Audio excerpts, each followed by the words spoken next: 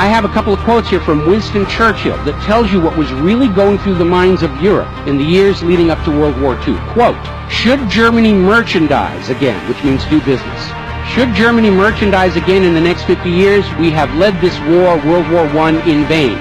That was Winston Churchill writing in the Times in 1919. Another quote, quote, we will force this war upon Hitler if he wants it or not, end quote. Winston Churchill in a 1936 radio broadcast. Quote, Germany becomes too powerful. We have to crush it, end quote. Winston Churchill in November 1936 speaking to U.S. General Robert Wood. Quote, this war is an English war, and its goal is the destruction of Germany. Winston Churchill, autumn 1939 broadcast. It was all about economics and profitability. Now, Germany's state-issued value-based currency was also a direct threat to the wealth and power of the private central banks around the world.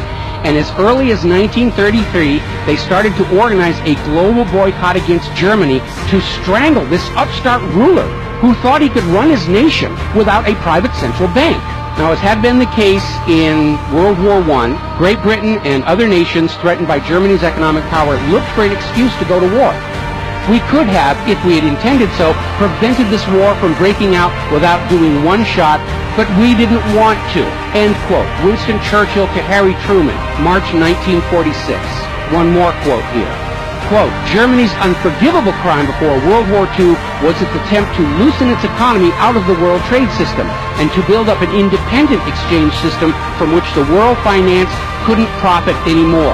We butchered the wrong pig, end quote. Winston Churchill writing in his book, The Second World War.